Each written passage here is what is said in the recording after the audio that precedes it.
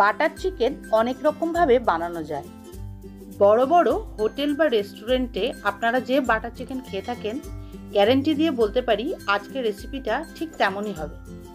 কিভাবে এই রেসিপিটি সুস্বাদু হবে তার জন্য রইল ছোট ছোট কিছু টিপস অ্যান্ড ট্রিক্স।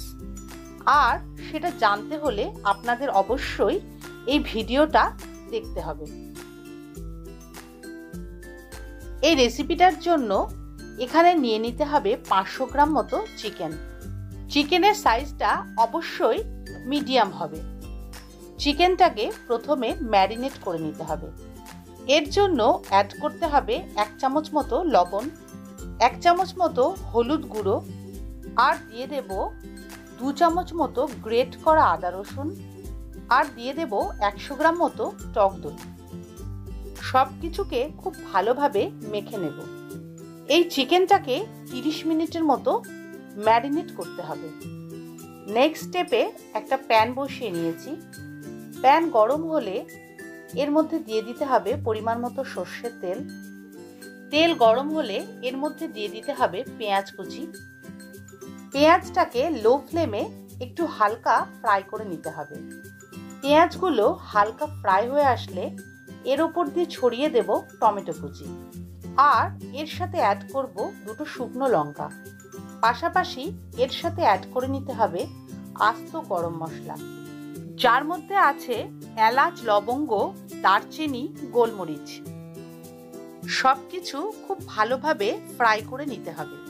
এটা খুব ভালোভাবে ফ্রাই হয়ে গেলে এর একটা ফাইন পেস্ট বানিয়ে নিতে হবে। আমি এখানে একটা ফাইন পেস্ট তৈরি করে নিয়েছি। এবার প্যানে নিয়ে নিতে হবে পরিমাণ মতো সাদা তেল।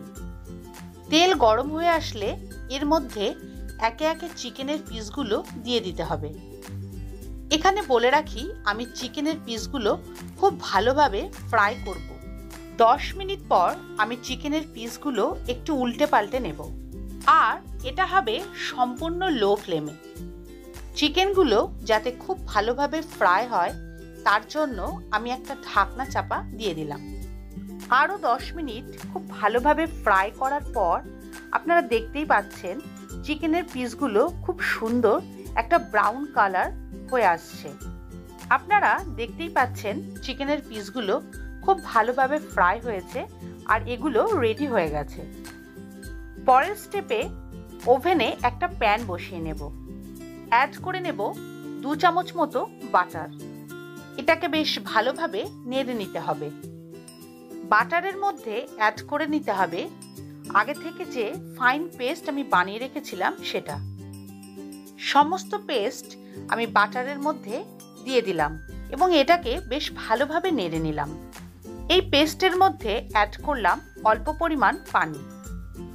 স্বাদের জন্য এখানে মেশালাম 1 চামচ মতো লবণ, আর কালারের জন্য এখানে মেশালাম 1 চামচ মতো কাশ্মীরি লঙ্কার গুঁড়ো। এটাকে বেশ ভালোভাবে নেড়ে নিতে হবে। গ্রেভিটা যখন বেশ ভালোভাবে ফুটে উঠবে এর মধ্যে আমি অ্যাড করব একে একে চিকেন ফ্রাইগুলো। আপনারা দেখতেই পাচ্ছেন আমি একে একে সমস্ত ফ্রাই করা চিকেনগুলো এর মধ্যে দিয়ে দিলাম। এরপর এটাকে হওয়ার জন্য আমি ঢাকনা চাপা দিয়ে দেব। 15 মিনিট পর ঢাকনাটা উঠিয়ে নিতে হবে। এর উপর ছড়িয়ে দেব অল্প পরিমাণ টক দই। টক দইটা দেওয়ার পর এটাকে খুব ভালোভাবে নাড়তে হবে। এর ফ্লেভার বাড়ানোর জন্য এর মধ্যে অ্যাড করে দেব কুচিয়ে রাখা ধনেপাতা আর 2টো চেরা কাঁচা লঙ্কা। লো ফ্লেমে এটাকে আরও 10 মিনিট হতে দিতে হবে। 10 মিনিট পর আপনারা দেখতেই পাচ্ছেন আমার রান্নাটা কমপ্লিট হয়ে গেছে আর এর কালার এসেছে অসাধারণ। এবার আমার সার্ভ করে নেওয়ার পালা। এই রেসিপিটা আপনারা অবশ্যই বাড়িতে একবার হলেও ট্রাই করে দেখবেন।